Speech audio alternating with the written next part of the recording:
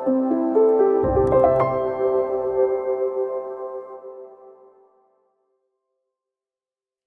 I'm Olivia, and welcome to Connecting the Dots in Early Childhood Education. In today's video, I'm going to talk with you about why worksheets are not the answer. Okay, let's get started. In today's video, we're going to be talking about why it's important to wait on worksheets. We want to keep it developmentally appropriate in early childhood. Children in these young years do not learn best through worksheets. In fact, they learn best through concrete learning experiences. And because of this, in today's video, I'm going to show you some examples of worksheets that you may be tempted to give your learners and replacement play-based activities that are much better and more appropriate for their developmental levels. So let's look at, here are some alternatives. You may be tempted to give a number worksheet because you want to make sure that you're covering math. But instead of doing a number worksheet, you can do a fun math memory game. You may be tempted for children to really learn their letters, and you may want to give them an alphabet or a letter-based worksheet. Instead, they can explore the alphabet by fishing for magnetic letters in their name. You may be tempted to make sure that students are understanding and recognizing shapes, while instead you can have students race on shaped roads with their play cars. Here's an example of the math memory game. On one side of the board, there are numerals turned over, and on the other side of the board, there are 10 frames with dots.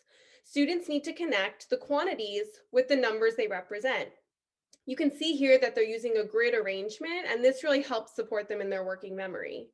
This is just one example of many math play-based activities that will teach children numbers and numeracy in a much more meaningful and concrete way than a worksheet would. And here's the alphabet fishing that I was talking about.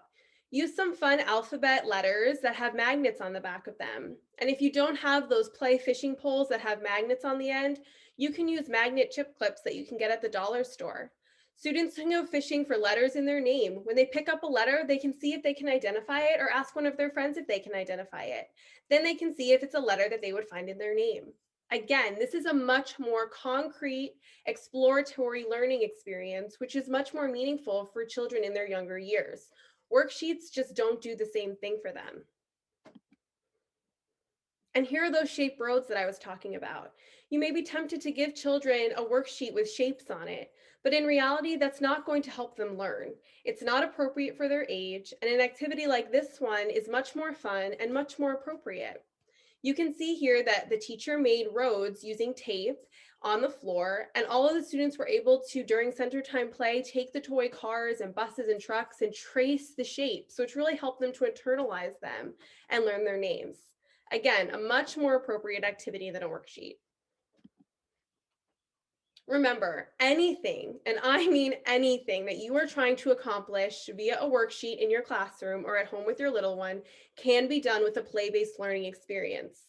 Get creative, search online, and share your ideas in the comments below. I'll see you next time. Bye. Thanks so much for watching, and I hope you found this video helpful.